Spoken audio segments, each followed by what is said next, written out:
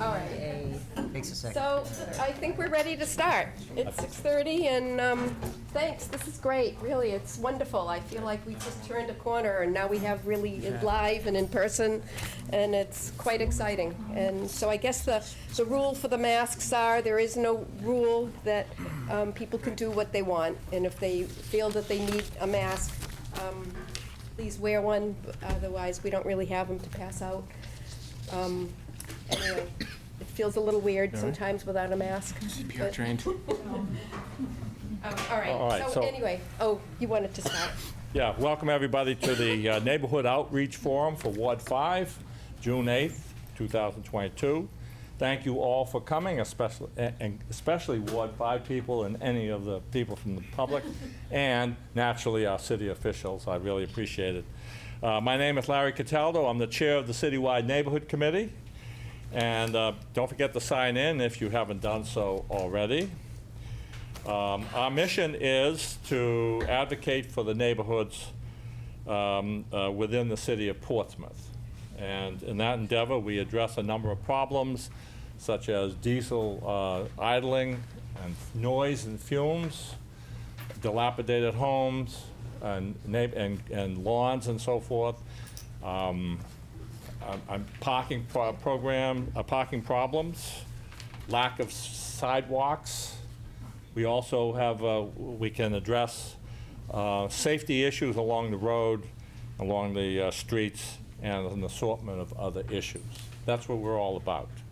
And the forum gives us an opportunity for you to listen briefly to our city officials and then speak out what's on your mind. What's on your mind, that's why these people are here. They want to know what concerns that you have, what issues you have, and if you like something, say something about that, okay? So take full advantage of it today. I'd like to just introduce, see who we have here. Our members on the committee are Elaine Aptang, stand up, right? Okay, Kathleen Boduk. Lori Soloway. Is Peter here? No? John Tabor, thank you, John, for coming. And William, is William here? Okay, thank you. All right, so let me now, let's turn the program over to Lori Soloway. She's a committee member and also our current vice president. But before I say that, I want to give a special thanks to Steve Dunphy, who's going to be our volunteer secretary for tonight. That's not an easy job, given the forum. Now, Lori Soloway, committee member and vice chair, has been moderating these forums in the past, especially during the pandemic. And it's all yours, Lori, and thank you very much for doing this. Thank you, Larry. So I want to thank the panel for being here. This is like very exciting in person and having it, you all here, right, and people. It's great. So thanks to everyone who took the time to join our ward forum. We're looking forward to a good evening of dialogue and conversation. We are the Citywide Neighborhood Mayor's Blue Ribbon Committee, and we sponsor these ward forums. Today it's about Ward 5. But Ward 5 voters vote at the Little Harbor School, just to keep it in perspective of where it is. I'd like to introduce the Citywide Neighborhood, oh, you just did that. All right. So the city officials in attendance to answer all questions. They're all going to be giving a little talk, but there's Mayor Daglin McEakin. There's the Assistant Mayor Joanna Kelly. There's the City Council member and member of the Citywide Neighborhood Committee, John Tabor. And Councilor Cook. Oh, in Councilor? Okay, hi. I didn't get your name, yeah. City Councilor Kate Cook. Kate Cook, fabulous. Welcome, I'm glad you're here. And now for the panel members. There's the City Manager, Karen Kennard. She's up there. There's Lieutenant Seth Tondrell from the Police Department. everyone. And he'll be filling in for Mark Newport for today. I will try. Fire Chief Todd Germain. And the Director of Public Works, Peter Rice. We have found these ward forum meetings, and the city officials have been very successful. The committee's had great feedback and we'll continue to do them as long as it works and we get the information and people still come. And I'm glad to see people here. Laura, we should introduce the Assistant Mayor, Joanna Kelly. I did. Oh, he did, she did. How about your state rep? Things haven't really changed. We don't count. Money's gone. Please. I'm sorry, what's your, Jackie Calipits. Jackie Calipits, the state rep. Thank you, Jackie, for coming. All the money's going. I'm Ward 5, though. You have another state rep. Who? So I'm Kate Murray, Hi, and I Kate. represent Ryan Newcastle, but with the redistricting, it'll be Newcastle and Ward 5. I'm very interested to hear all the concerns. Thank you and welcome. Thank you. Am I missing anybody right now? Thanks. So make sure you get on the mailing list by sending an email to cncportsmouth@gmail.com. And so the Ward Forum program was started in 2016, and we tried to do all 5 Ward Forums in a 2-year period. COVID put us back just a little bit, but we've been still plugging along, and we're gonna be catching up fairly soon.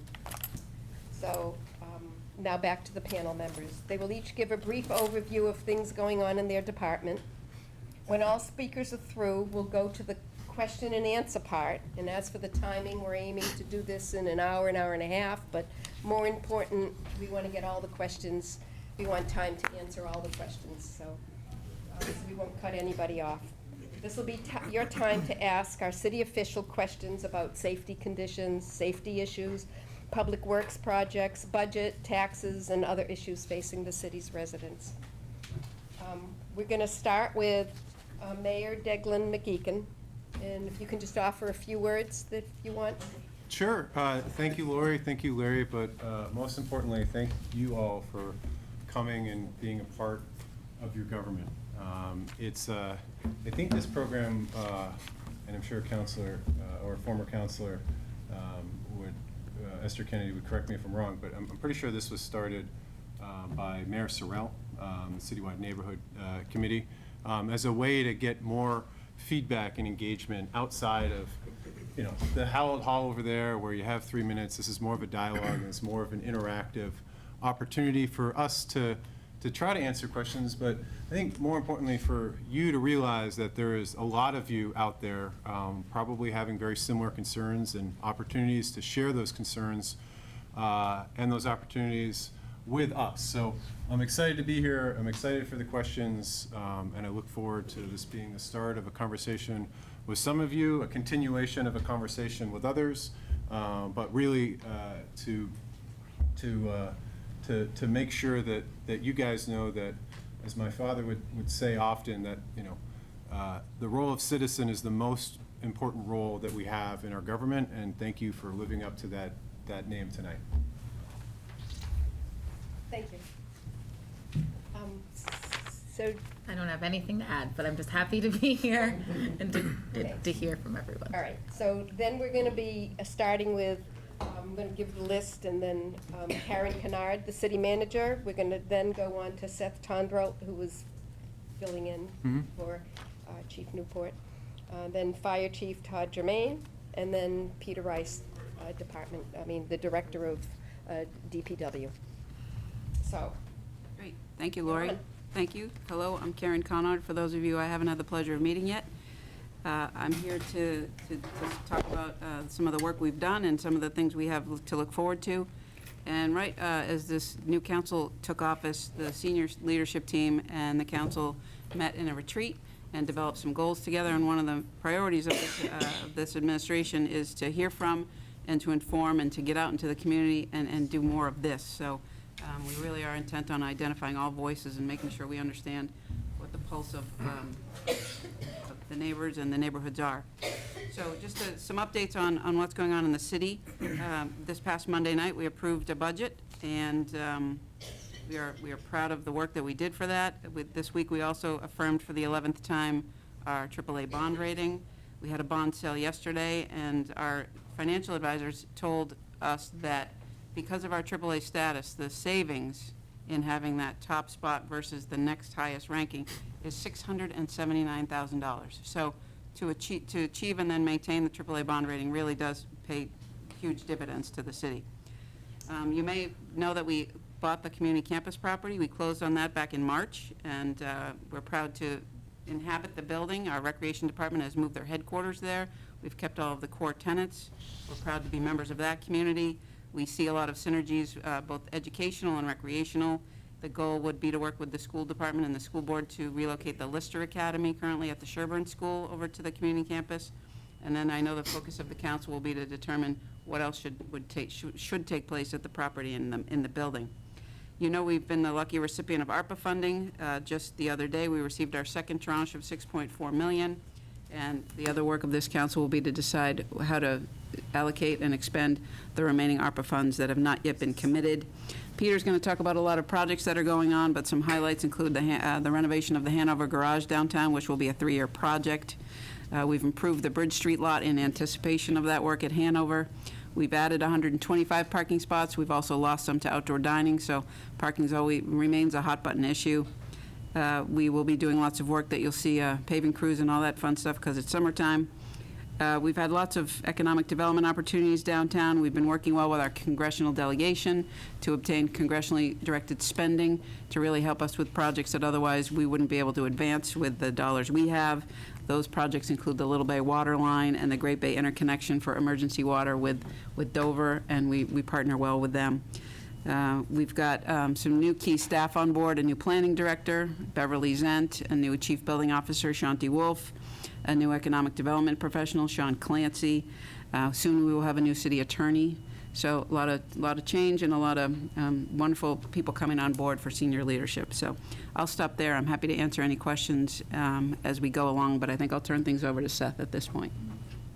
Anything else? Yeah, full disclosure, this is my first meeting of this sort, so forgive me if I'm a rookie to this. I like it. Yes.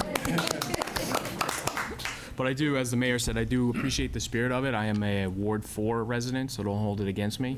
But I do care about what goes on from all different avenues in the city. So from the police department side, of course, there's some kind of hot button issues that I wanted to just touch upon real quick. Certainly traffic enforcement, motor vehicle enforcement is always a big ticket item. People are always very concerned about making sure we're out there slowing people down, enforcing the motor vehicle laws. Couple stats today, we've stopped almost 4,200 cars in the year 2022, I should say, written about 260 summonses. So I don't want to say overly aggressive enforcement, but certainly out there flying the colors and trying to get people to slow down and keep our roads safe. A couple real hot button issues that people don't really understand or see that much is the mental health related issues that we're dealing with. Just today, since I've taken over, we've had 4 mental health crisis calls that we've dealt with, one of which it resulted in a physical arrest at the hospital. We're dealing with these daily. They are a significant call for both police department and fire department. We're encountering these things quite frequently. And a lot of people are unaware because sometimes if you don't know or you're not intimately involved, you're unaware that these types of things are happening. So mental health in Portsmouth is continuing to be an issue. We do the best we can. We do a great job of de-escalating. I give our guys and gals a lot of credit for that, but it does remain an issue. To date, we've had 134 mental health related calls. We've had 289 check well-beings, which is someone calling in and saying, hey, I have a concern about this person or that person. So you can see those numbers are pretty significant. I was told by Larry some of the hot button issues for the residents is fraud. We're seeing a lot of fraud. We're seeing a lot of people scammed via email, via phone. Hey, listen, we've detected some suspicious activity on your Bank of America account. Can you provide us your name, date of birth, and your login information?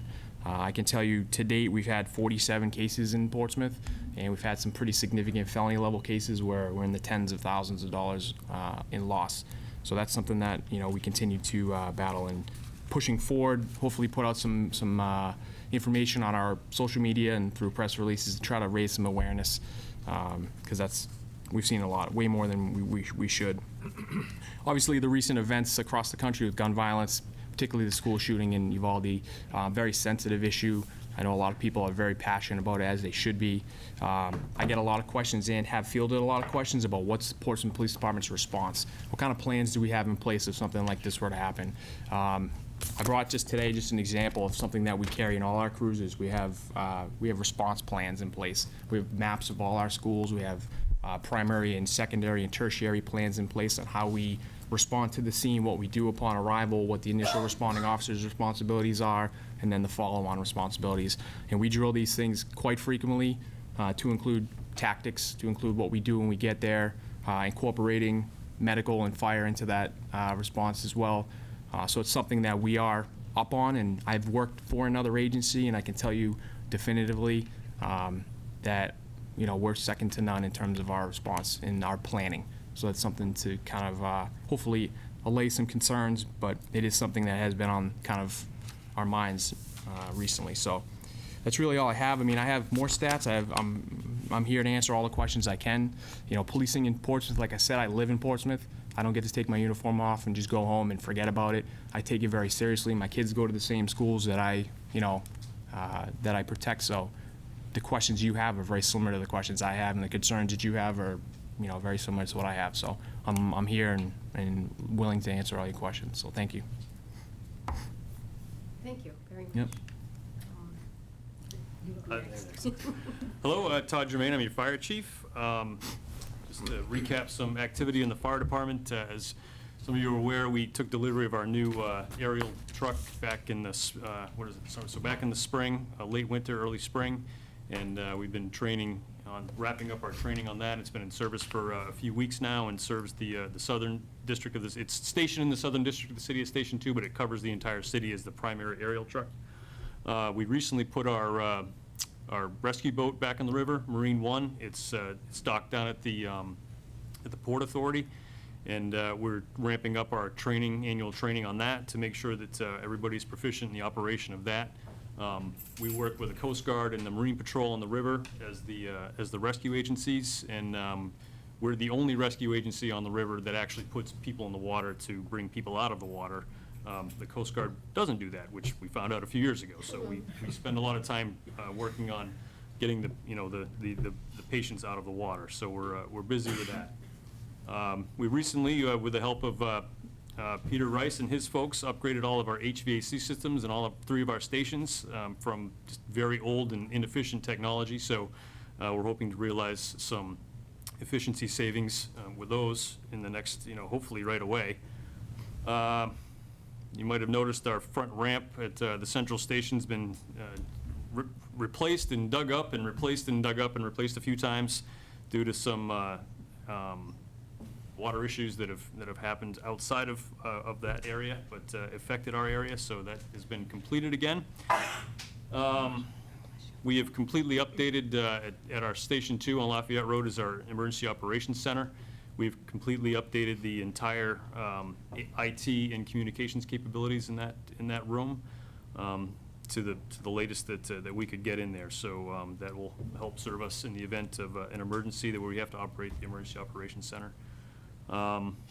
We're still filling vacancies all the time. We're always advertising, and we're always recruiting, and we're always hiring, and yet we still have 6 vacancies, and we're working hard to try to do that, but unfortunately we compete with all the other fire departments in the area and the Maine, New Hampshire, Massachusetts area that are all looking to hire people, and there's a very small labor pool. So we spend a lot of time recruiting and interviewing and trying to get people to come work here. Just to follow up on a couple points from Lieutenant Tondro, the mental health issues, to his point in the last, just this week, and I'm just paying attention a little bit, we've been, I think, 14 or 16 mental health calls where we had to go actively and transport and deal with a patient, and that's a fraction of what the police department deals with, because oftentimes they deal with these issues to the point where it doesn't require our intervention, but then oftentimes it does require intervention. I would say a solid 40% of our responses, our EMS responses, are in some way mental health related. So to his point, it is a big issue. And the school active shooter drill, those plans are also in all of the fire trucks and all of the ambulances and all of the staff command vehicles in the city and from the fire department. And these events, when they happen, if they happen, they unfold quickly. And the idea is that whatever unit is on the road, that next unit, whatever unit responds, and Seth will tell you the same thing, like whatever beat patrolman gets there first, he's acting, and the same with us. Whatever truck is nearby that incident, it's gonna show up, it has the plans, and the last 2 vehicles just to drive the point home, the last 2 fire trucks we've ordered, and we were able to spec and build, we've had to design a compartment in that truck specifically to store tactical gear, bulletproof vests, bulletproof helmets, and self-rescue kits. So we're ready, to his point again, we're ready for it. We hope, obviously, it never happens, but I feel that we're in a good spot, if it does happen, to be able to respond effectively and efficiently and quickly, so. And again, I'll answer questions as well, so, thank you. Thanks, Chief. Thank you very much. And so now there's Peter. Director of DPW, Peter Rice. Good evening. Oh, I thought it was gonna be a whole slideshow. Well, I don't Are you gonna have like a piano? I gotta shine these guys somehow, you know? This is, so as you've probably seen before, I do a brief slideshow, just really put context or the ability to speak to something. So it's always interesting to me that Ward 5 is a very large district. It does span from Market Square down to the high school, and it picks up a lot of folks. I'm just going to briefly talk about how to access public works services, pending and current projects, and then, along with everybody else, we'll answer questions. These are resources that you can access the city's public works services. We have a program called Click and Fix. You can get to it through the city's website. However, if you aren't comfortable doing that, you can always call the dispatcher at 603-427-1530 with any concerns. These services are really intended to be immediate operational type services. They're not intended to be capital projects. A lot of times we get people calling in saying, well, we need a new sidewalk. Well, in order to put a new sidewalk in an area, you have to go through the capital process, and that's you do that through the capital improvements process, and there's a request process you can do for that. You can do it online, or you can also call the DPW directly and ask to have something placed on that. But there is a citizen's request form. The planning department manages that. They keep track of that, and it does get incorporated into the CIP process. We also have a lot of requests for traffic calming. There's also an opportunity online to start that process, and there's a formal process to go through on how best to initiate that. It entails a number of steps that the city staff take, as well as steps that the residents take, because oftentimes a neighborhood is experiencing a traffic challenge, and it's really only felt by 1 or 2 people, and the solution is not supported by the entire neighborhood. So I've learned from painful experience that proposing a solution that's not supported by the neighborhood oftentimes doesn't get initiated, and it's an awful long process to explain what happened and why we didn't do it or why we're doing it. And so it helps to build consensus ahead of time, and our process is set up that way. So the initial contact is made, our staff collect data, they make sure that you do the outreach process through the neighborhood, and then we have public input along the way. But you can gather that, you can gain that access through the website or through just calling us directly, and we will address that. We've had a number of projects completed in the Ward 5, as well as a number that are ongoing, and I'm going to go through them quickly, and I'm sure folks will have questions about specific projects and things like that, and I can answer them once I get to that point. The Pleasant Street area, which was completed this last year, included a complete redo of the sidewalks, utilities, all the side streets off of Pleasant Street, and that was done last year. City Hall emergency generator, I know that isn't feel like a neighborhood thing, but it is a neighborhood thing in that the generator that was placed in the area is extremely quiet. It's hospital-grade generator, and it benefits the residents in that when we exercise the generator and we have to go on emergency power, everybody is not hearing that. So that's a benefit. The Prescott Park Master Plan is underway. We will be presenting to City Council at some time probably in July on the status of that, but I can speak more to that this evening. The Mechanic Street seawall replacement is substantially complete. There's some punch list items, some paving, and some odds and ends that need to be addressed to finish that project. The Sagamore Ave sewer extension is ongoing. If anybody's driven out Sagamore Avenue during the daytime, they've encountered delays with that construction project. Market Square upgrades are a pending item that will be circling back with opportunities for public input at some time in the future. The Fleet Street Utilities and Streetscape project is in design. We anticipate the first phase of that project to be completed or started in FY '22 or '23. The Pierce Island Pool Aquatics upgrade is in design. It should be near complete design, and we are anticipating construction after this season. That'll include a pool liner, gutter system, new filtration system, but not the pool house. The pool house is getting some basic touch-up paint and items just to keep it functional, but that's pending, an upgrade to that's pending funding. The Jones Avenue Master Plan, which envisioned doing work at the Jones Avenue landfill and areas around those woods, is on hold at the moment without having clear consensus on how to move forward. So that's just on hold. The Mechanic Street pumping station upgrade is in design. That is really within the confines of the existing pump station and would not impact the visuals of the neighborhood. It's an interim step. The Pierce Island Wastewater Treatment Facility upgrade is complete. The last time we came to you all, it was still under construction. That is very exciting.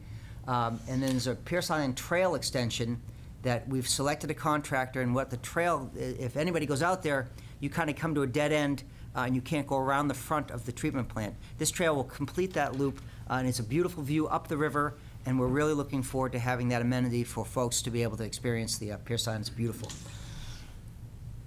Marcy Street, for anybody that is dealing with the digging right now down there, is it's painful. What happened was we were placing grade stakes to do a paving project and determined that the gas main was literally 6 inches underground when it's supposed to be 3 feet underground.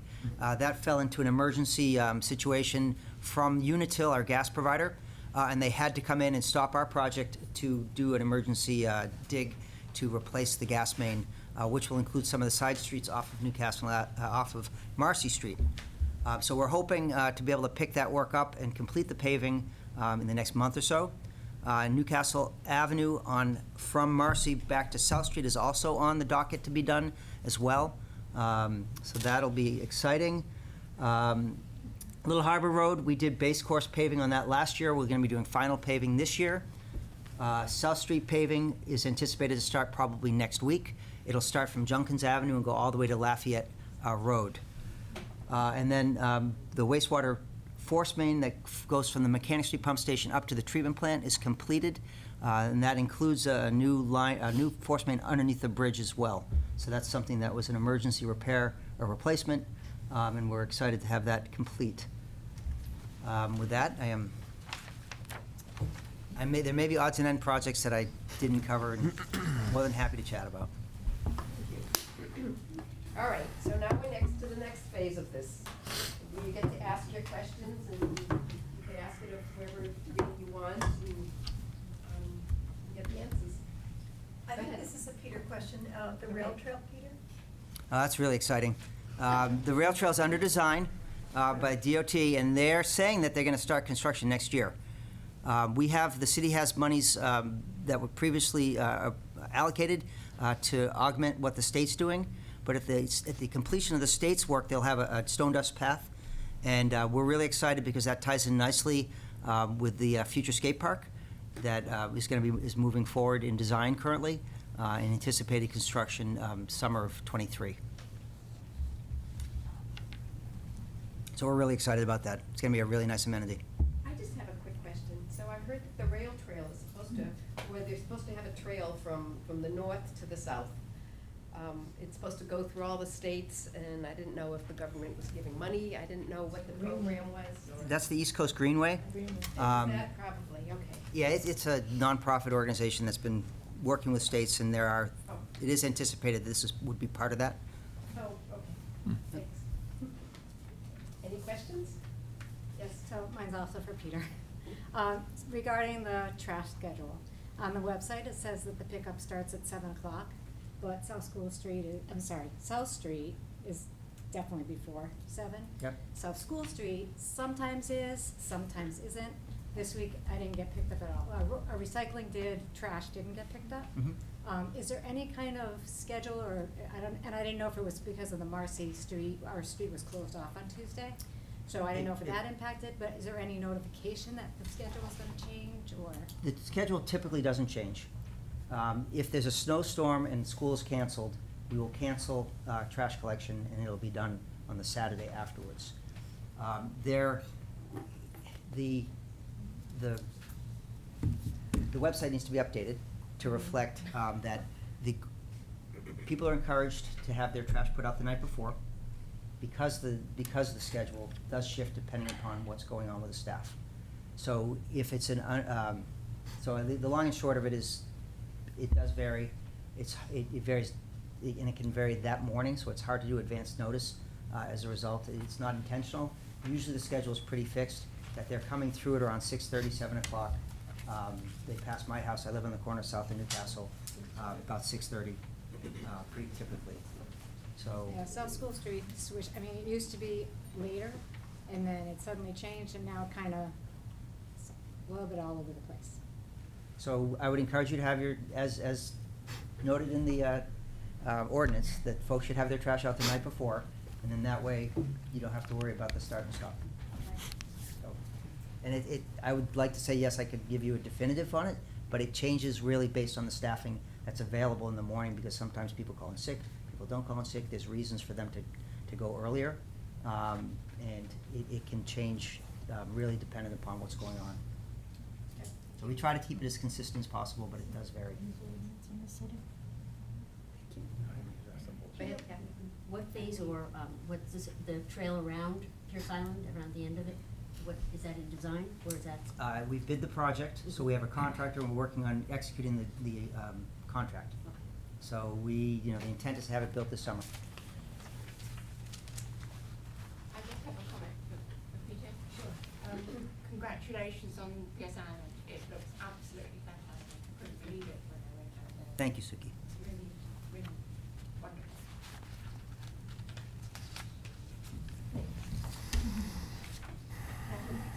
A bunch of questions from the folks from the South End, but Lieutenant, go ahead. How many mental health beds do we have in our local hospital? It's a good question. Not enough is probably the easiest answer. I don't have a specific number for you. I know that oftentimes, even tonight, when we brought someone in, they're essentially just brought into the standard ER. And a lot of times right now, the ED is to capacity. A lot of times these people are literally in the hallway.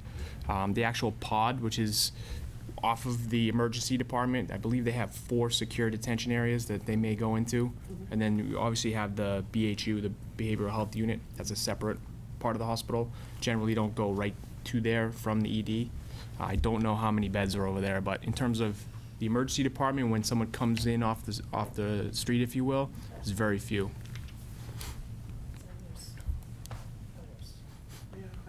Yep, go ahead.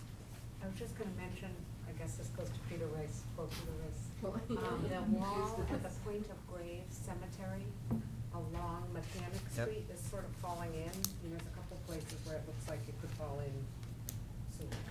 Hey, take care. See you. Carol, we are aware of that. Come on.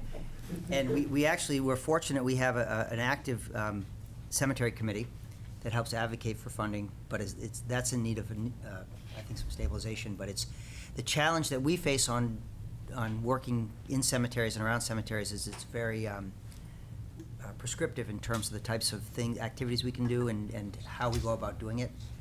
So whenever we start digging into an area adjacent to the cemetery, it becomes a challenge. You need to have an archaeologist involved, and you need to do a planning. So that needs to be a planned effort, but it is definitely in need of attention. So what do we do about that? We put it on our list of things to do. Okay, do we need to do that? Do we need to go in somewhere and put that in? Because even people walk on the top, and you just know someday somebody's going to go, the wall's going to go. And Sure. So how about, this is, since it's a funding request and it would have to go through, I don't mean to steal one of Peter's questions, but if you Please do. send an email to us, we can put it to the cemetery committee. We do have a pretty vibrant cemetery committee as of the last council, and there's a lot of work that they're doing. I'm sure that there's many things that they are fundraising for, but if we can create an urgency around the life safety issues around that, that's something that I think they're best positions to come back with a plan and then a cost that we could deliberate as a city.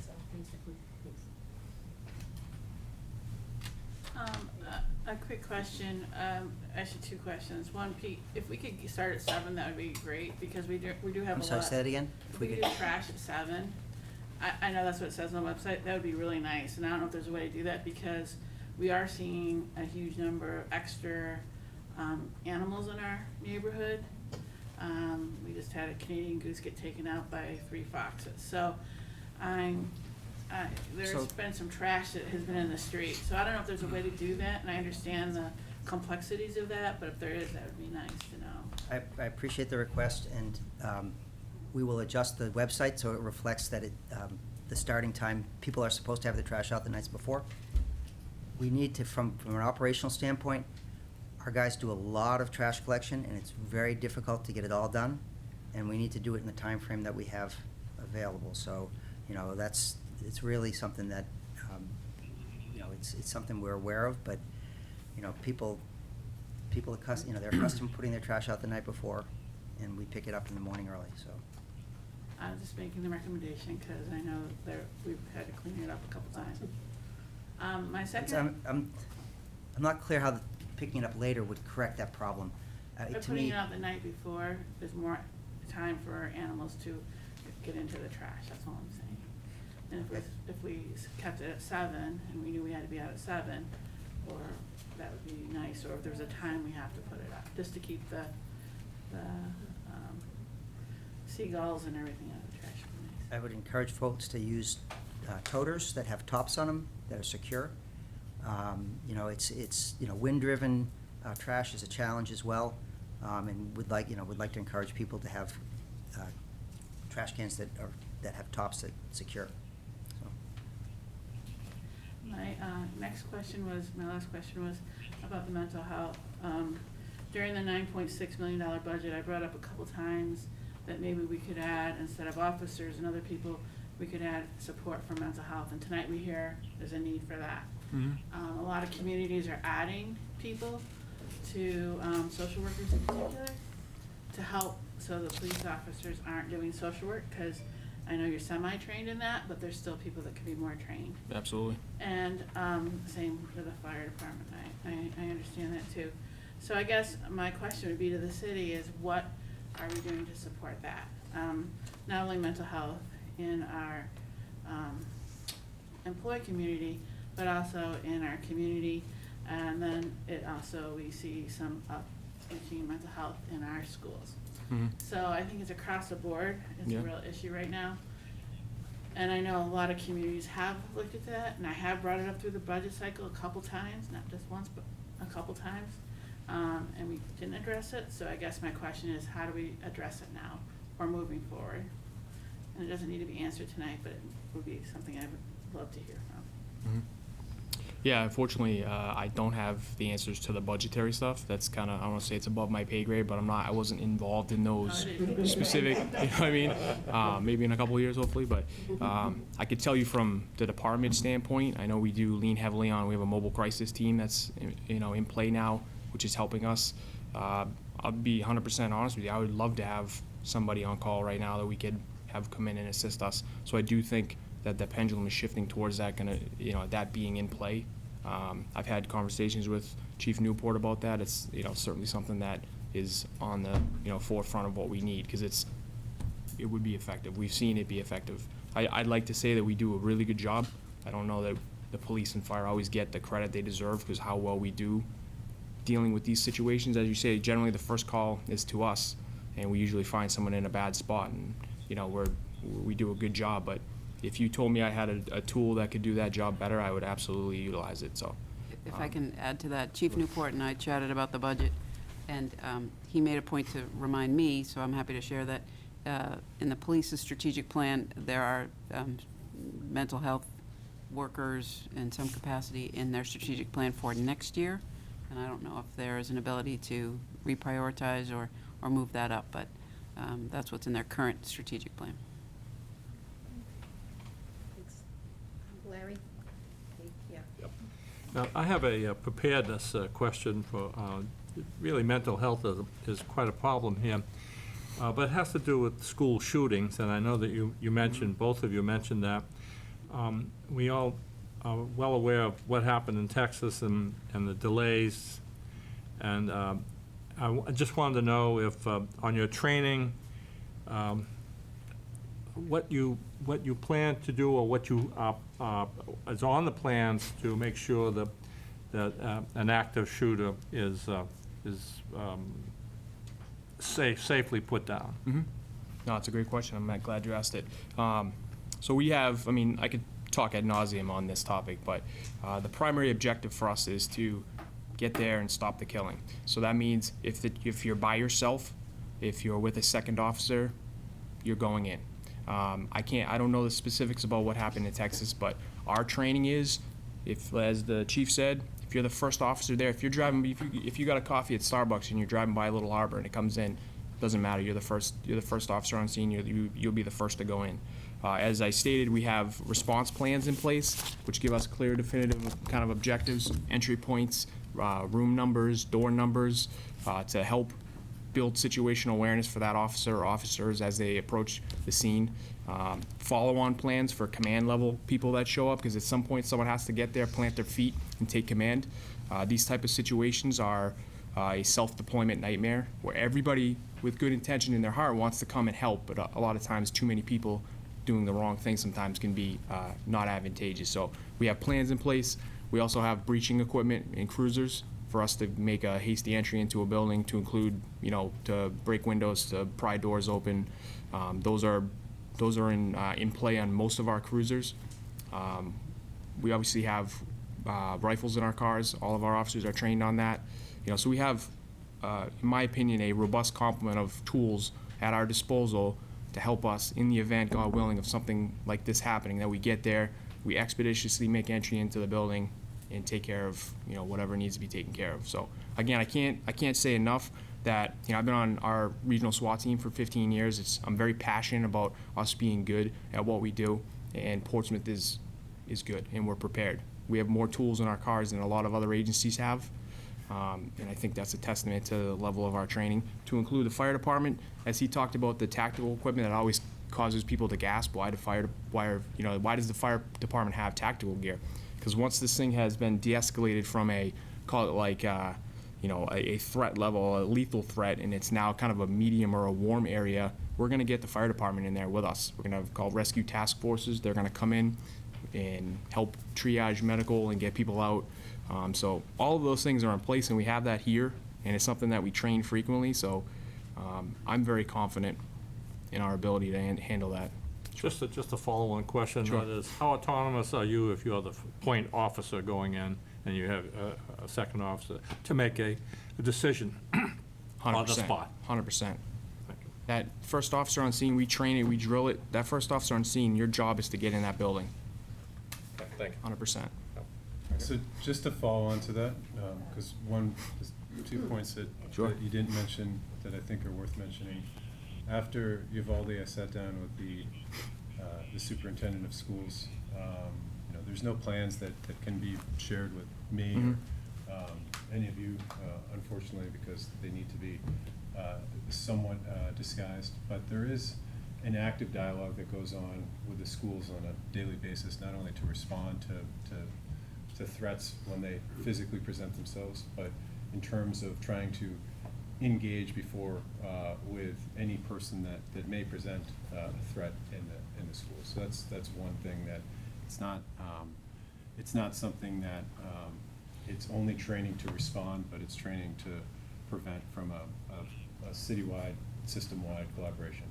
Second, Seth alluded to it in his opening remarks. He lives in Ward 4. The Captain Maloney, acting Chief Maloney, stated it after Parkland, that the mental focus of our officers is to treat the children in the schools as if they are their own. And that is something, as somebody that's, you know, my kid's graduating from preschool, if you can call it that, graduation, but she's going to New Franklin next year. It gives me an immense amount of confidence to know that our police are going to treat my daughter as if it's their daughter. And I believe that to be universal throughout our police department, and something that is a part of the training. Thank you. Good point. Thank you. I'm going to guess that most people in this room have never seen the emergency response team actually respond. And it's not a sadly, it's the fact is that I was on the second floor of my home on Hancock Street one night. I was walking by a window and I started to see something occur down on Hancock Street.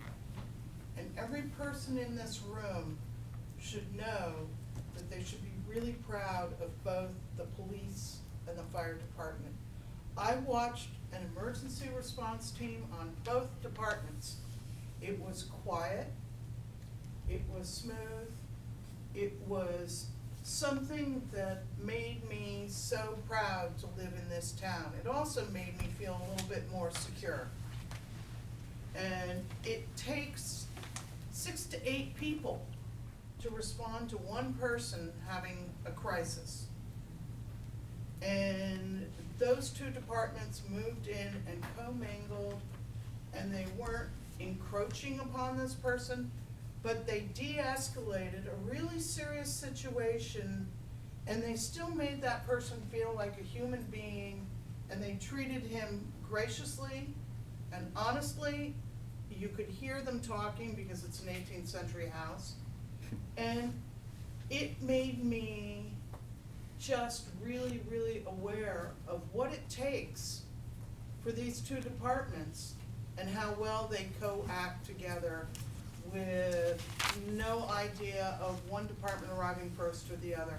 And they both were there because eventually an ambulance came up, and this person was given the choice of, are you riding in the police car, are you going to think about going in the ambulance? And it was, I can't thank you all enough. Thank you. And everyone in this room, just know you don't wanna have to see it, you don't wanna ever be in the position, but it was really, really powerful, and it was really well done. So thank you both. Thank you very much. I have nothing but respect for the police and the fire, because I've seen them in action and they've assisted me. One thing that is on my mind, because I have a grandchild, and I have great-grandchildren, is that an ounce of prevention is worth a pound of cure. I know what you'd do if you went in. You'd go. I mean, I'm a fool, I do the same thing. However, is there anything in the budget to fortify the entrance to the schools? The idea, in my mind, is to keep a perpetrator from getting into the school in the first place. So, you know, I know metal detectors, fortified school entrances, one entrance, that's it. That's where you have to go. We expect a clerk or a secretary to screen people. Do we have a secure place for them? Is there an area where you go in and you show your ID? Who you in, why you going? You going to pick up a child, you coming in school, or you just coming to walk around, which is every citizen's right, really. And the other is, do we have panic buttons? You know, we used to have them where I worked. Put your foot on a button, you didn't have to say anything, just move, and immediately you've sent an emergency response to fire or police. Those are the kinds of things that I think we need to, that's just my opinion, things we need to do to fortify. We don't want people to get into the school. I used to be on the school board, and I see people outside with the doors open, smoking. All it takes is a second. And I think we have to be really careful about that. One way in, one way out, and what are we gonna put to stop a perpetrator? I don't wanna have to see any policeman or any fireman or any citizen risk their life unnecessarily if we have not taken that pound of prevention. So I asked the city, and I had asked the city manager, I was gonna address the city council, but this is great. perhaps we need to look at a budget and find out what we can do to coordinate and fortify the front entrance. I think that's so important. I can take a first stab at this, and I think it'll be among the top list of things we bring up with the new superintendent, and as he gets acclimated with the business manager and then the school leaders to talk about priorities like that. So I'll be sure to mention that I to him. think that's really, I think that's super important. And the panic button, I know, again, should be very, very important. You don't have to move to put your foot on a button. Thank you. Larry, maybe just in the future, we can have a member of the school board here as well. Yeah, that'd be I helpful. do think it's, somewhat, there's interconnectedness, but if we could have a member or the superintendent to join, it'd be helpful. Hi, and City Manager Kennard, in your opening remarks, you mentioned that we had a bonding yesterday completed. Yes. Would you be able to give us the amount on that and give us an idea when we will be able to follow the projects that were attributed to that bonding? Sure. So we had 10 bids for our general obligation bonds totaling $23 million. The good news is the interest rate on that is 3.08%. I believe we budgeted 3.5%, so that's good. We were conservative on that. For the bond anticipation notes, or the bands, we had 8 bids for the $10 million.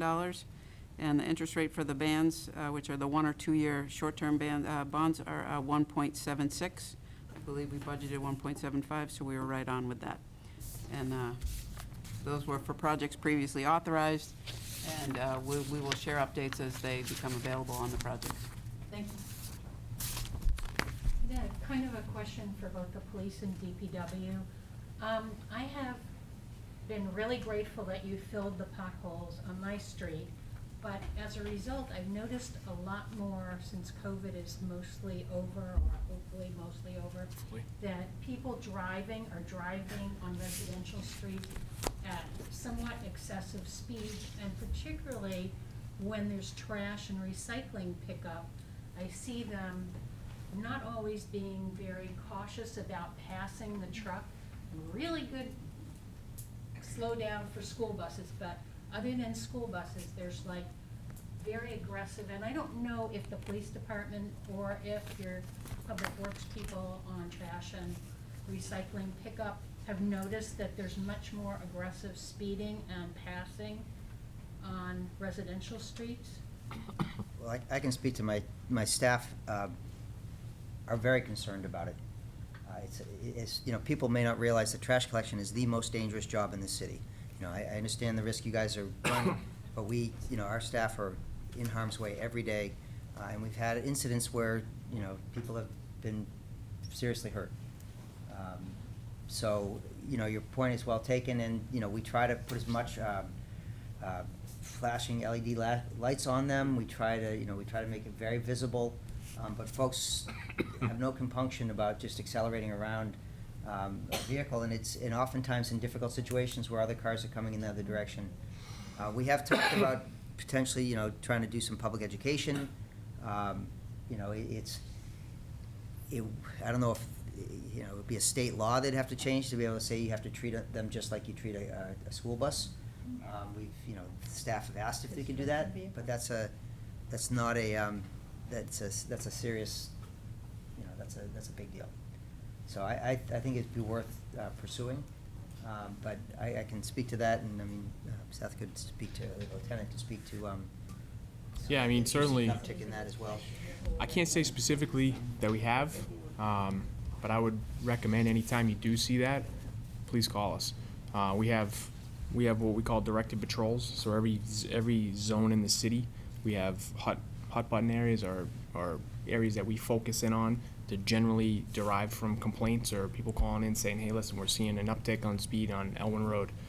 So I would recommend if you do see it, call us so we can get out there and we can put eyes on it. We do the best we can to obviously try to put out the little fires as they come in. But yeah, squeaky wheel, we'll get the grease there and we'll add it to our directed patrol list. There's just one more point I'd like to make on that.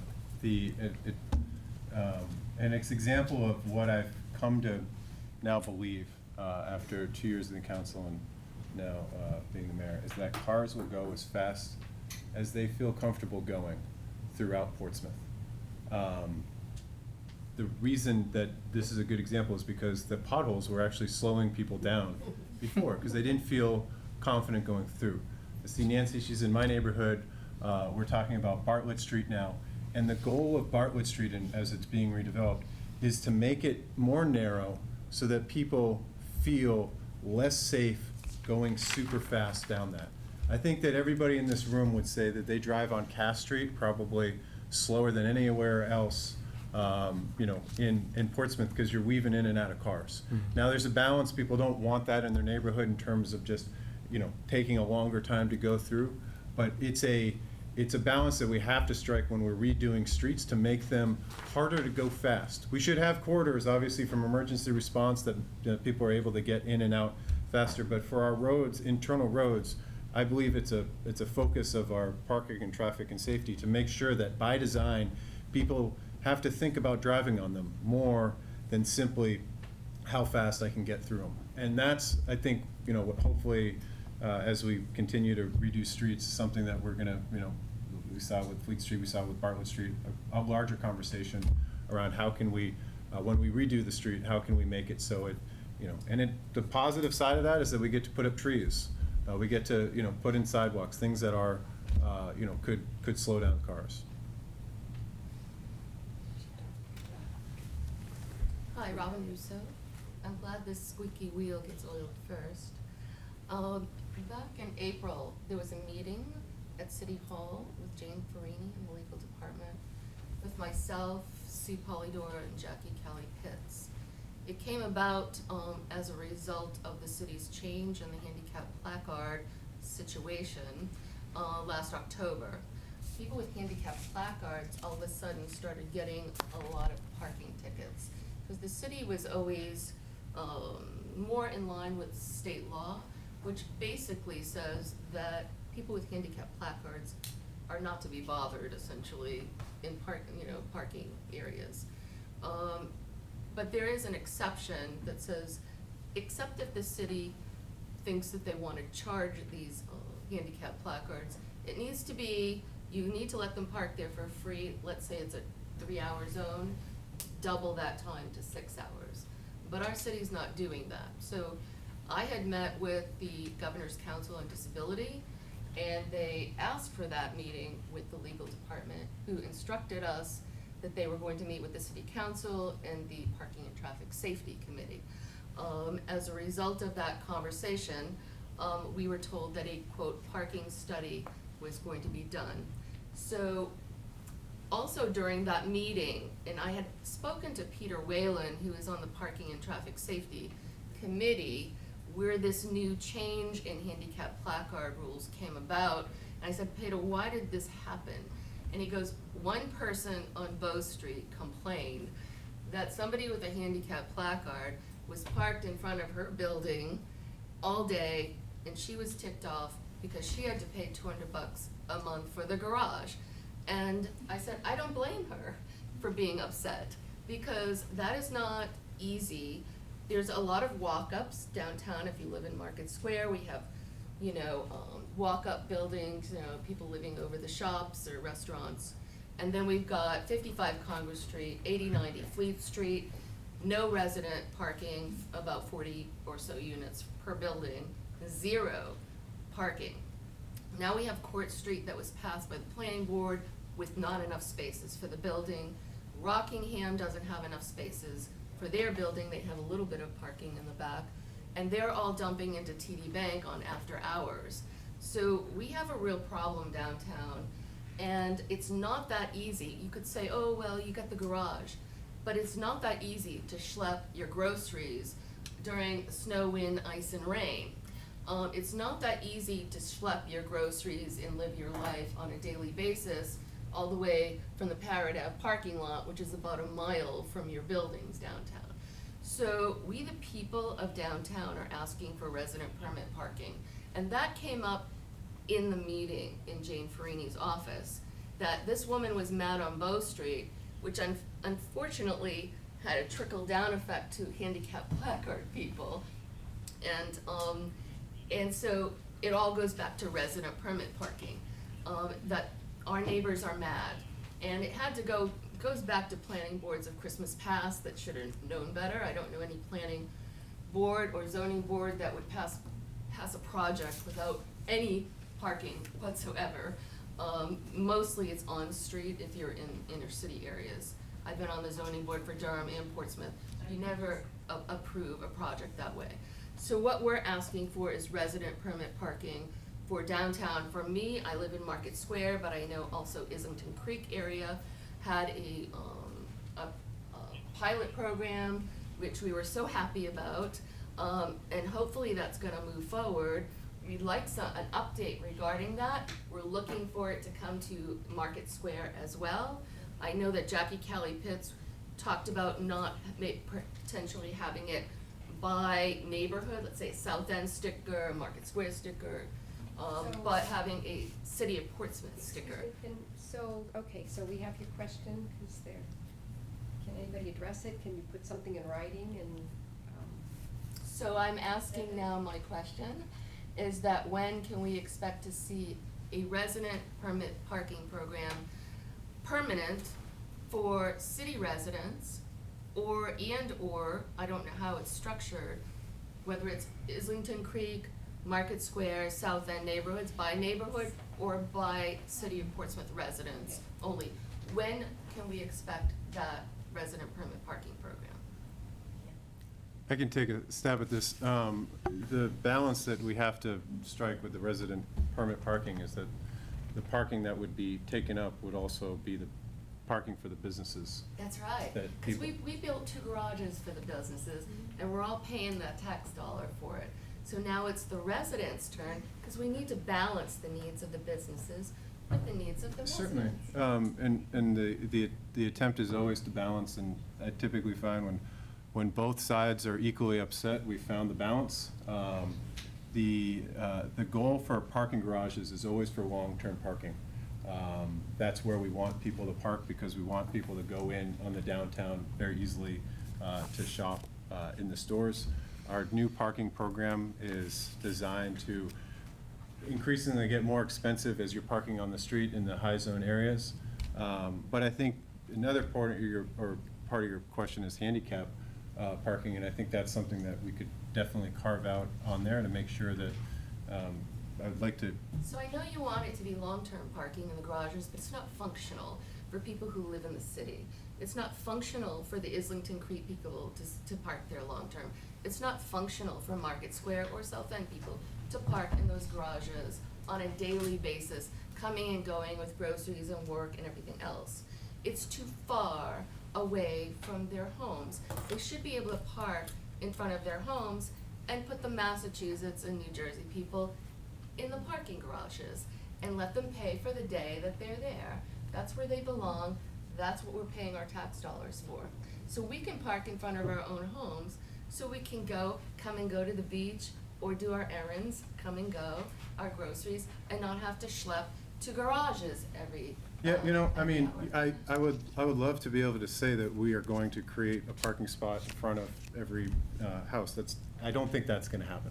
I'm not saying create a parking spot, there Well, are already parking spots the, there. and it's somewhat difficult, I guess. I mean, I try not to live in the future.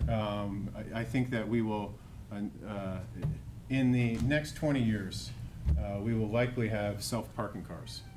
20-year time horizon, So not you're helpful. giving me a 20-year time? But I want to be able to balance our needs of right now with investing in things that I think are going to be pertinent conversations. So it's not on your radar, in other words? Wait, I just want to, our radar is to make sure that your original question from handicap spots, we think that we definitely want to comply with state law and make sure that we are going above and beyond for handicap parking spots.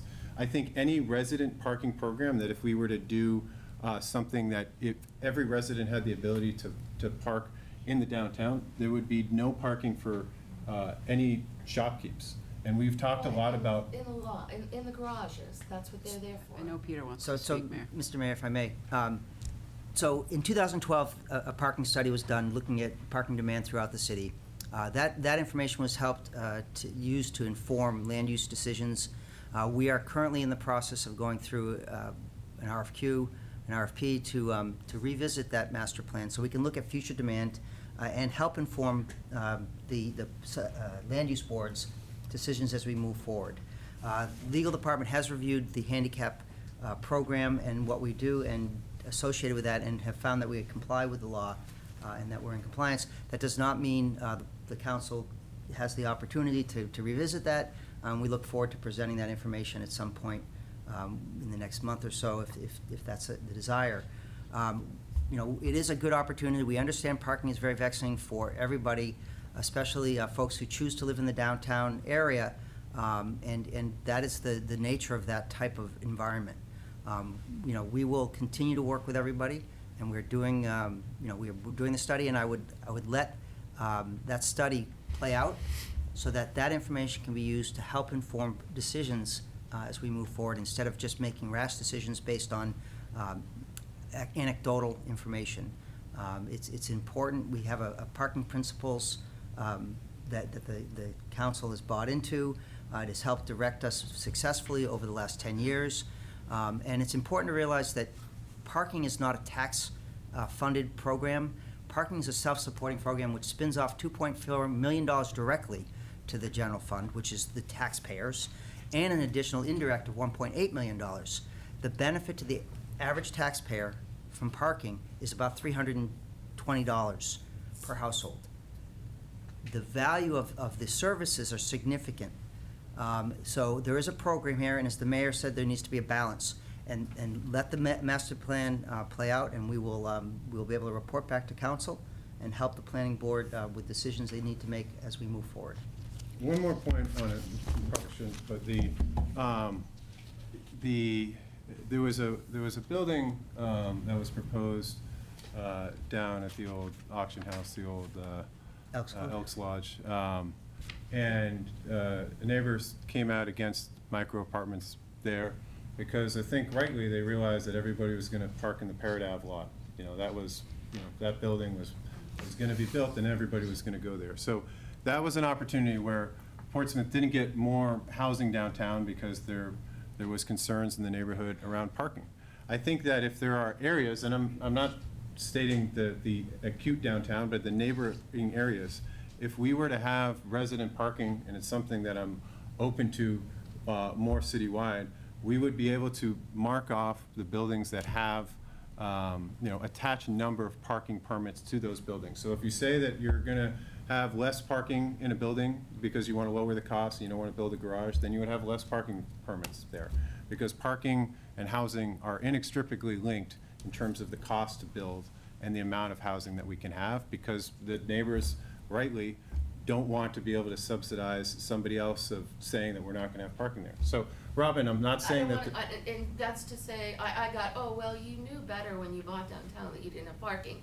Well, I subsidize people's, you know, bus rides around the city of Portsmouth. I subsidized your kids to go to school. It's about what's going to make the quality of your neighbor's life better. That should all be all of our goal here. And if I have to contribute to somebody's school tax bill, then I do as a single person without kids. If somebody needs public transportation, I'm gonna help you guys out and contribute in that way. I need resident permit parking, so I'm hoping you guys help us out. Hopefully neighbors help each other out to get your needs met, to have a better quality of life. Downtown residents are screaming, they're screaming in my building, we don't have a good quality of life until we get resident permit parking. It is not a pleasant situation. Thank you. I know, you can hear that they're working on it and trying to figure out reports, so I don't know that we can answer anymore at this stage. So I just ask, so that assessment that's going on, does that include the pilot program that was upon Hanover? Is that? Because there is resident parking in some areas, there was a pilot program for it. Is that all part of this broader assessment, is it? And what's the timing of all of that? It'll be included in part of that overall assessment. The pilot program. Some people already have it, don't they? What's that? Some people already have resident parking. There's a pilot program in the, yes, in a certain area. Yeah. It isn't permanent, though. It's currently under review. So, I mean, And didn't, I guess this is, it went to a vote, right? I remember Peter Whalen talking about this previously. There was almost a pilot program in the South End, The correct? South End, And it right. was- and it was voted down, right? But there No. is a pilot program, so we have. Yeah, there's a pilot program in Islington Creek, and we're finding out, like, I think it's been extended to the end of the year so that we can understand, one, what's the true cost of running it, because if you talk to Ben Fletcher, you need a certain amount of man-hours on there going over, because people are smart when it comes to figuring out when the people are there or not, so you need a certain number of hours, actually going out and running the program, enforcing the program. And then we'll need to find out how much people are willing to pay, if anything, for the parking passes. That's the other aspect to it, because I think it cost, what was it, $100,000 to start? Roughly, yeah. around that. Yeah. So there's maybe economies of scale, long-term, or with a larger program, but that would be picked up, and we'd be interested to see if there's spillover from people, that used to park for free in the Islington Creek area, that now decide to go to the other side of downtown and park in your neighborhood, because there's no longer, or there's an enforcement mechanism there. If I could just comment on that. Since I was involved in the Islington Creek parking permit program, it's an extremely complicated process, especially when you're talking about all the number of variables that go into whether someone should have a permit or not. Probably, we should address this problem on a citywide basis in a more intelligent way, almost a holistic way, because as everyone pointed out, including Peter, if we have a parking permit program in one place, some people will spill over into another nearby location. And so we probably want to think about this a little more in a more structured way. Right now, we're just examining Islington Creek, but maybe we should be thinking downstream a little bit about about talking about other areas, especially the difficult ones. Sure, so I just need to speak to that. To imply that we're not doing it in a structured manner, I take issue with that, Larry. We've been working very hard at this. It's been a program that's going on, and there are a lot of variables. And the thing to note is that just because somebody gets a neighborhood parking program does not mean they're going to get a parking space in front of their house. The parking program may be such that there's a lot that's, walking distance away. This is true in any urban environment. So people need to understand that, we compromise living in a great city like this. You don't always have the luxury of pulling up in a driveway and unloading. That's just the nature of what we're doing. So, we will continue to work to come up with a solution, and it's something that it takes time to resolve. And I encourage everybody to, be patient. Thank you. I saw your hand. Yes, I just wanted to follow up with this issue, because I have firsthand experience helping her. She recently had a medical issue that she couldn't drive. And it's like, so when you live in the downtown, you're single, and you can't drive, what do you do with your car? I mean, I think they're helped working on out. it. I don't know that we can have any more answers at this moment. What I'm saying is that I'm requesting that the city will consider in situations of emergency like this, to create a supplementary program that would allow someone that is having an issue that they cannot be behind the wheel to be able to park long term. Because I was helping Robin, and I drove her car to the parking garage. When that expired, I drove her car to the Parrot Lot Avenue, and then I drove it back, and then I have to drive it to a different spot at the Parrot Avenue, because she was getting all kinds of tickets on her windshield, and this was in the middle of the winter. And so she has a mission, and I'm thinking, what about other people that are in a similar situation? What do they do with their cars? I mean, can they call the town and say, I have an emergency situation, where can I put my car while this clears up? Because I don't know how many hundreds of dollars worth of tickets you got. It's like, all right, I saw this issue firsthand, and maybe this is something that the city can do something about, alleviating people that find themselves in that kind of situation. Not per se parking in front of your building, but a place where you can park and you can be there undisturbed until your health situation is clear, or whatever it is that is preventing you from being able to move your cart around. Thank you. I think that people have the issue. It's very clear, I think. And we're working on it. Yes, Kath? Back on the street issue, Lieutenant, Yes, ma'am. there's real concern about people speeding over the Pierce Island Bridge, Okay. heading out, turning on Mechanic Street. Okay. And there are, especially, it turns very bad during the summertime, and with children coming from the pool. So there's a health and safety concern there. I appreciate it.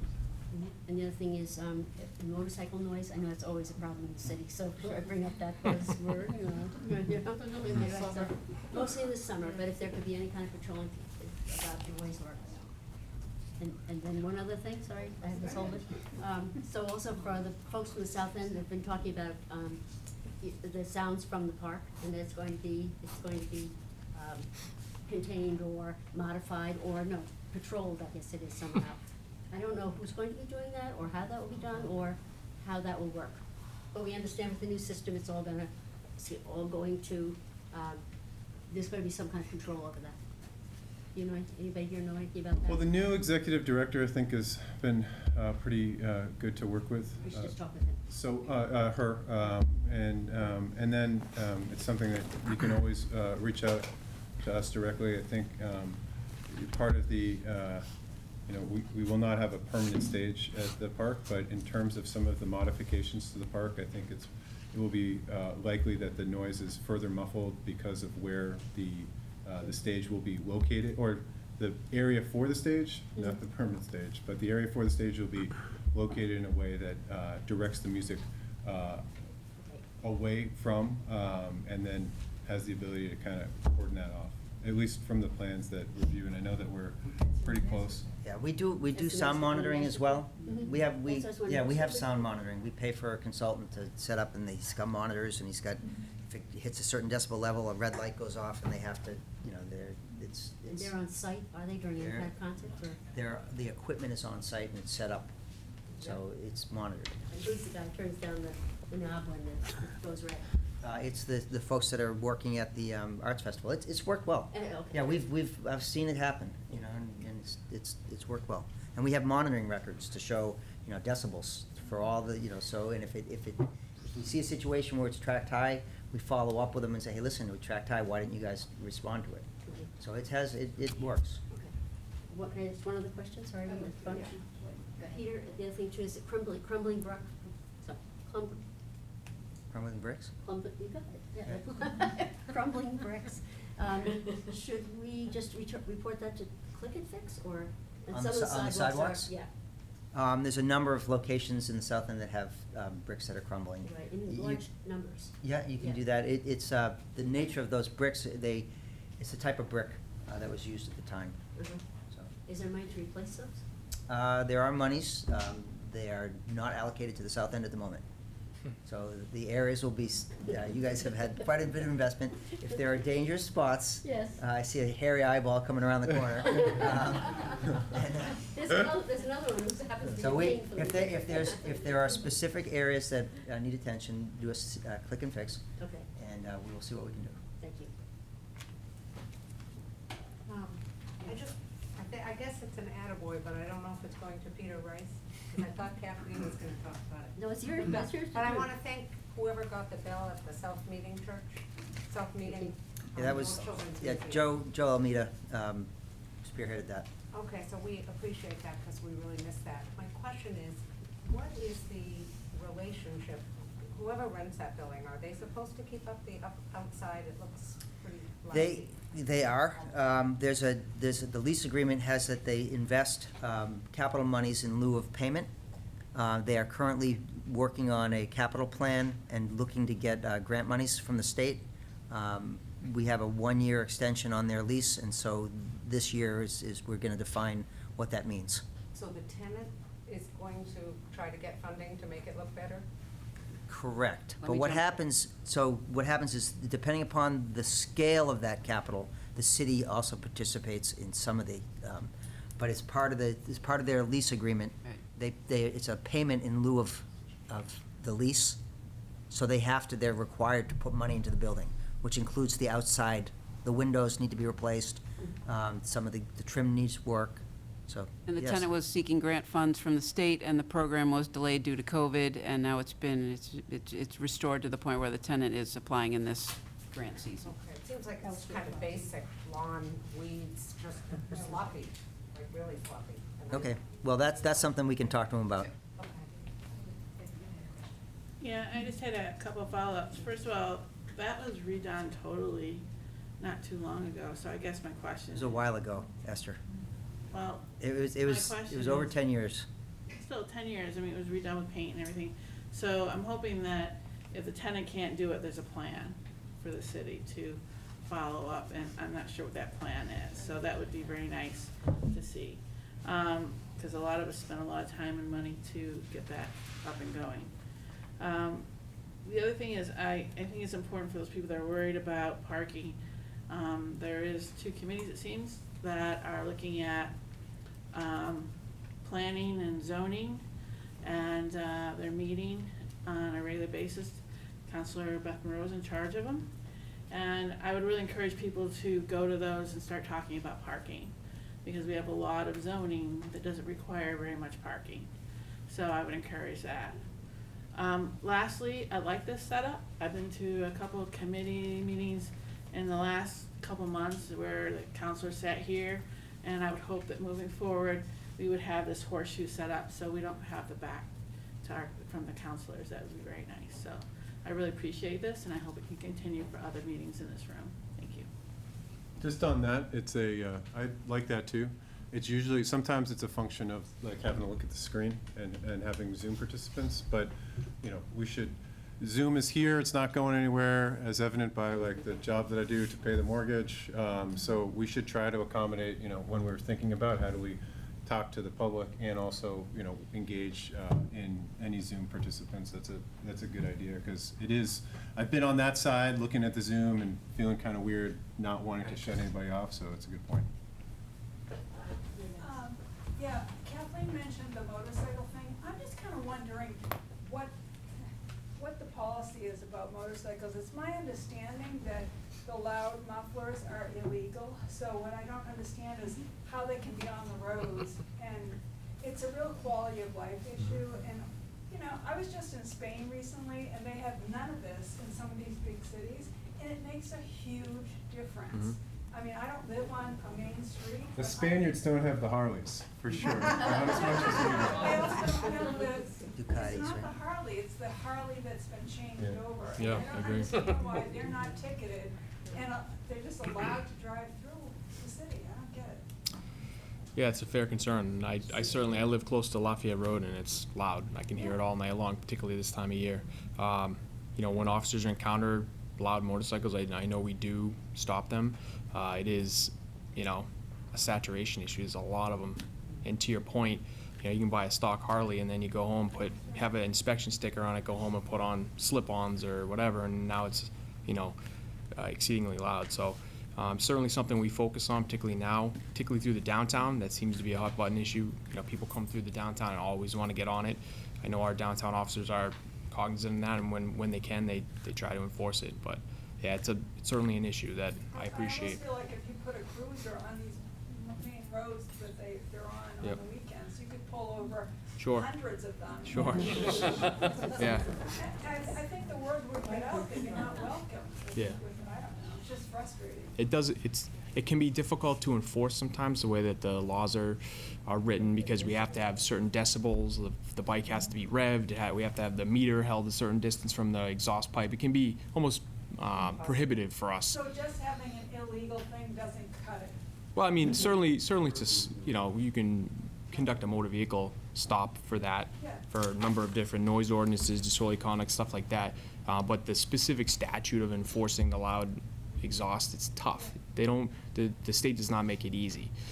But from a city standpoint, the noise ordinance, we do have that, and we do, the best we can to try to nip it in the bud. But unfortunately, there are a lot of bikes.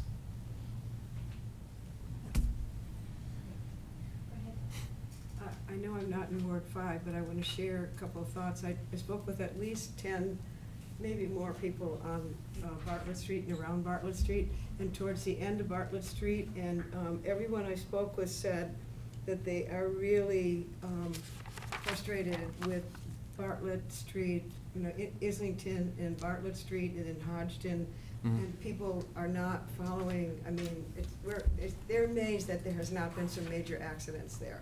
Well, I want to speak to that because I live at that corner. And I think Peter's going to say the same thing. It's functioning the way it was designed. What I can tell you is that people turning up from Bartlett down the hill don't understand that they're supposed to stop. Many people don't stop. Many people go The left. signage is not clear, that's So- what people so are just saying. to- Everyone sorry, I spoke to with said the interrupt. signage is Go not ahead, clear. So it wasn't finalized. Right. It's gonna be finalized next week. So they're gonna go in and they're gonna make it a permanent connection. The painting will be better, the signage will be better. And the crosswalk is The not clear either. I crosswalk- watched a woman I try to understand. walk with her baby, and the cars weren't stopping. That is I going, got out on the road and put my hands I- out in front of the car. it is So going to be it taken makes care a of. serious change. It's gonna be finalized. Okay, I'll help you paint it if you need. No, that's quite all right. Nancy, we can go out. We have that And ability. the DPW crew can go out and paint it. It'll get done. Get a union violation. That's right, I would get a union violation. And the last thing is, the majority of those new condos on Hodgson Road, as you're going out to Route 1, aren't even, you know, they're not inhabited, many are not even finished. What is that gonna be like? That's what everybody says in the neighborhood. It's gonna be insane. We might, anyway, I won't even tell you what some of the things that they said. But, anyway, I think we can work this out. And if you go down that road where there's these new condos, all these apartment buildings, there's really good signage down there. How come there's good signage down there and there isn't right there, Bartlett and, you know? Because it's not done yet. It's not done yet. It's not finished. It's not finished. I'll help you, let me know. Yeah, it's not finished. It's gonna get done. I don't want anyone killed. But just, so part of that, back to the earlier point about the potholes, and Bartlett Street is a cut-through street right now. And it will remain likely a cut-through street forever, but the goal is to make it less convenient to get a real head of steam and go all the way up to Dennett and take a left, or Thornton and take a left, by making it, you know, by increasing the sidewalks, by planting trees, by making that street more narrow, so it will be more desirable to instead take the yield onto Bartlett, to take the left onto Route 1 to get out to 16. That's the original design of that, as I've come to understand that, and I'm looking forward to when we redo Bartlett. I When see you're Tom talking- getting at the bit here. When you're talking about narrowing it though, does that mean, because people are asking that question, does that mean you're gonna cut, there's gonna be less parking on No. Bartlett Street? Okay, that's what I said, I wasn't 100% sure. And you know, you park in your, well, I don't want to give up the goose that we're neighbors here, but I see that, you know, you have always tried, you know, had to get out in a very busy street. I think that it's going to improve your quality of life, having the The improvements to that average street. count of the cars that go by before they let me out of my driveway is 7. Yeah, I believe And then it. the 8th one that comes by, I roll down the window, I wave to them, and I just want to make a point that it seems like so many people want traffic to slow down, and then when we go in and build something to slow traffic down, the people that live there get all upset. What's the road behind Route 1 that there were Banfield. speed bumps there? And I was like, okay, I remember now there's speed bumps, and then I'm going like, what happened to these speed bumps? Now I can go 45 instead of 30, you know, so I just don't understand why people don't see that all these things that we're trying to do to slow people down is gonna make the police officers' guys easier. It's gonna make your neighborhood better quality of life, so when they come and calm the traffic down, support it and let them do the bump outs and the trees and. Well, Tom, I think all it's really, scientific. I have come to understand parking and come to understand, well, not well, but sometimes, but, and speed of cars, because I've now, this is my 3rd year speaking to people about it a lot. I think that it's counterintuitive, and I think that most people would like to say, well, we have cops for a reason, put them on a corner, give them tickets, they'll learn their lesson. That's not how it's worked out in the past, even when we issue more tickets. And most people think we issue tickets, we get the money, we don't, the state gets the money, gets all the money. the city gets zero money from any ticket that's issued, which is also somewhat counterintuitive. But it takes people getting involved, like everyone in this room, to come and get more neighbors involved and say, hey, if we want long-term solutions to reduce traffic, we need to be talking about what's actually causing high speeds of traffic, and that's comfort in drivers that can go the speed of which they're gonna go. And there are some areas, looking at Justin His Road, that we can't do that enough because it's a major corridor in the city. That's where we need to have some of those police presence to make sure that when there are areas that we need that major corridor for life safety reasons, that we're also able to add cops. But for everything else, we should be trying to do this with making adjustments. And that's hard because people thankfully don't have to spend as much time on it as folks on the council or DPW. They get to live their own life and expect the city to work. But it is counterintuitive, and to your point, I think it takes a lot of time and talking to neighbors about, what we're trying to do. And to Peter's earlier point, that's why when we hear a request for a change, we really need to get the neighborhood involved, because the last thing we want to do is do something before we've educated, because then people are going to be very upset by that, because it's not that they don't understand, it's just so counterintuitive sometimes, the things that we need to do to slow traffic. Yeah, just a couple things. Lieutenant, on the motorcycle noise, I think it's difficult downtown, right? Because everybody on a Harley that comes into Portsmouth wants to be in Market Square at some point. Whether they park and stay or they go through there, they want to at least go through there. And so all that activity is going to neck in right in front of the corner. Being a younger years Harley owner, I can tell you that I've had foot beat officers just point at me and pull me over. They're right there on the sidewalk. Where they're gonna come through. It's not like they're spread out all over the city. They just pull me over. Now, they didn't get out a sound meter, but they said, listen, if I see you again, and you know what I did? I told 20 of my friends. Yeah.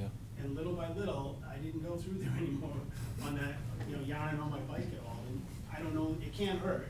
And I know that there's a cost to a foot beat officer being out there, but I know a lot of times the guys will park on Market Street and then they're walking anyway. So just saying there might be something more than nothing that we can do. Oh, absolutely. No, I agree with you 100%. It is, you don't pull them over, and you just tell them, listen, I can go get the meter, or we can just knock it off. Good here, and you won't do this again. And odds are they won't do it. Yeah, I agree. But it's going to get busier. Portsmouth is only getting to be on more people's radar, and Bike Week is next week. Next So, week. Yeah. I'm getting out my Harley, watch out. Yeah. Because like, if you do it next week, everybody that you say that to is gonna go back to Laconia and tell 100 people. That's what will happen. So something to think about there. No, I appreciate And then that. one other thing I just wanna add, and I know we've all talked about it a bit, it's this active shooter scenario again. And I just wanna talk just a bit and have maybe you help us understand what we look like as a community relative to active shooters outside the school. Because in fact, school shootings only represent 14% of the national active shooter scenarios for the calendar year. They're horrible when they happen, right? They are horrible. Anything like that is horrible. But like we attended a Zoom active shooter course that Officer Jones, it was fantastic. And I feel like we got big box stores, we've got the park, we've got the concerts, places where people aggregate now. And I just wonder like what we could be doing as a community to educate, how many people in this room, if we were at a concert in the park in an active shooter, how many in this room really know what they're supposed to do? What things they can do to increase their chance of living?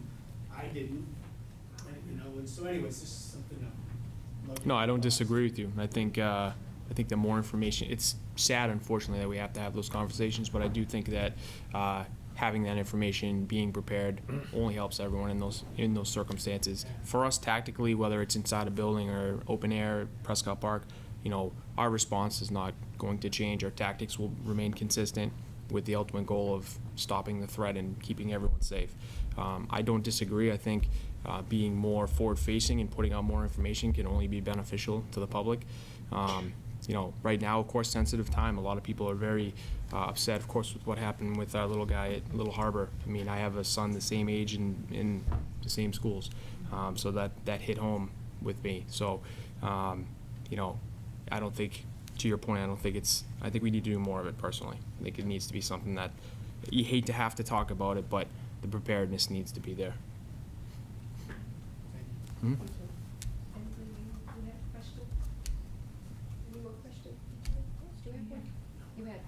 I have one. Peter, getting you back for the evil eye comment. If you're gonna I think I said hairy eye. It was hairy eye, you're right. And I was giving it to you because there are bricks that are disintegrating. I know they are. I can tell you where they are. If you're gonna have a paint party over at the intersection, Paint party. yeah, like. We're not gonna have a paint party. Stop on the street. We're not gonna have a paint party. Me and Nancy are not allowed to paint, sorry. No, it's. Goes against We're OSHA. gonna follow the, You're gonna follow the state we're gonna guidelines. follow and do it guidelines properly. and do it properly. Are you going to put stop on that street before people get there? In the pavement itself? Mhm. I'd have to ask Eric Eby where we're at with that. I don't know, but I don't see why not. I mean, it's still. I think it might actually visually, that simply would say to that person coming down Bartlett. Yep. You need to stop. Sure. It's so simple. Yep. I'll help you buy the paint.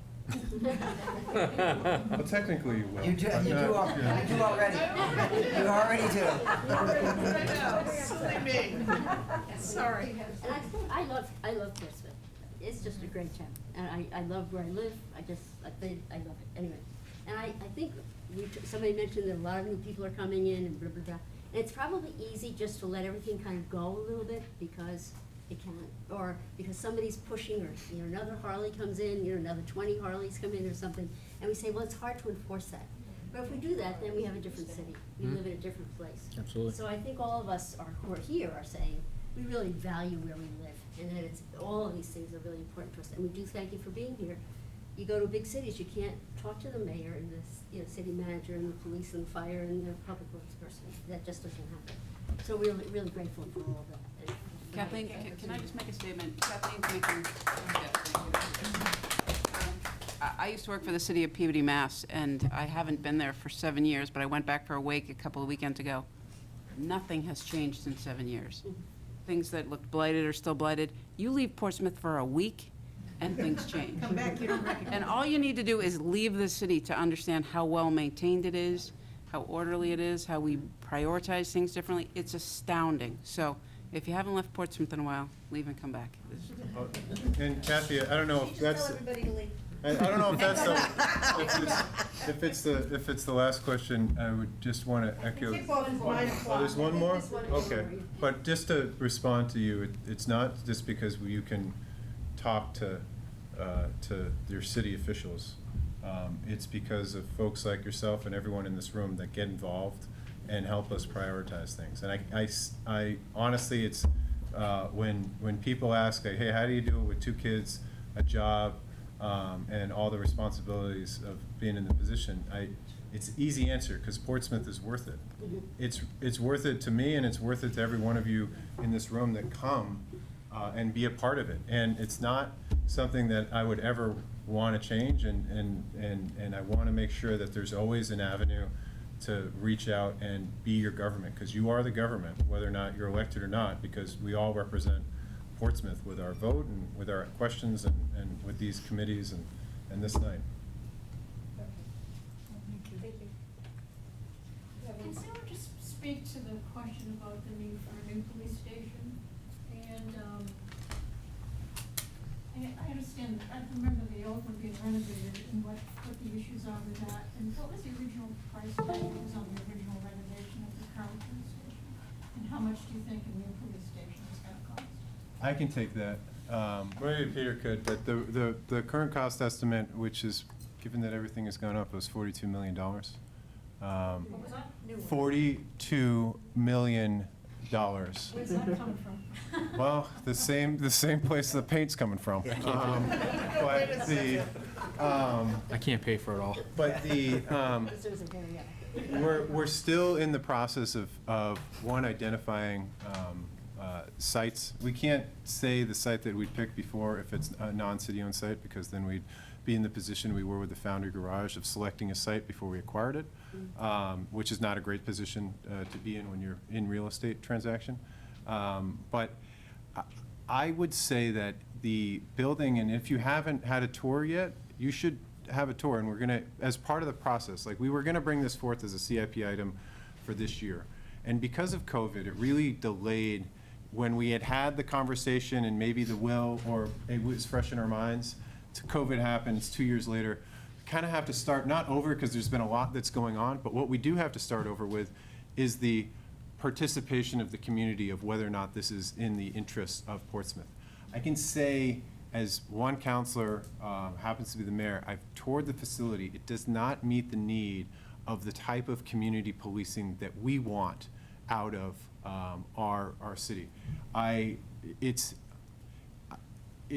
depressing to be down there, and they're saying cops are tough. That's all that's great, and they are, and we expect them to literally go in and treat our children as their own children and put their lives on the line so that our children, or all of us, have the opportunity. They are here to make sure that we are protected. But what we ask them to go to, it's a pretty it's a dirty building. The mold has gotten somewhat better, but it's not conducive. It's conducive to being an old hospital, and so that is what we have to align with. Is what do we want out of it?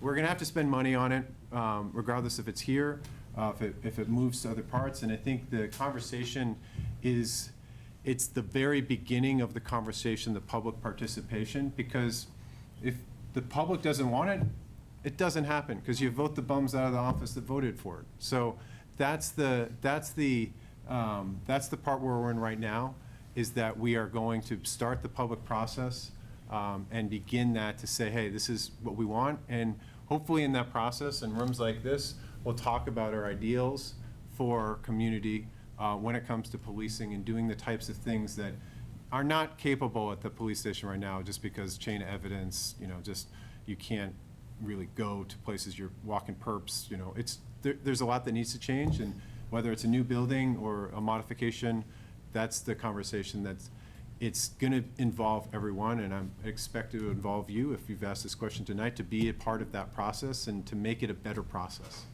Even if the police moved out, you still have to repurpose the building, so you're gonna spend money on it one way or another, right? Yeah, the bill, unless we sold City Hall, and moved somewhere else, McIntyre. I think we've reached the time.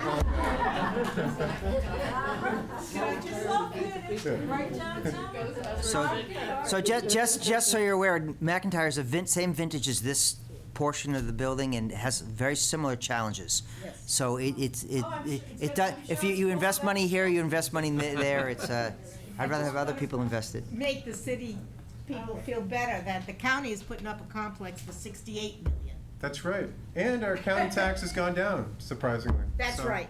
Imagine that. That's right. So Thank you, act Jackie. quickly. Tax rate has gone down. The tax rate, well, the amount that we budgeted is likely higher than we expect to pay this year. So that's a good thing. Any further But the- questions? No, not inflation. I think we're winding down. I wanted to thank everybody. The panel has been awesome. Really, the questions were fabulous. It was pretty engaging. And if you need more information, I just wanted to put this out. You guys had done it a while ago. Stephanie Secord, you had put this, stay informed with the City of Portsmouth resources.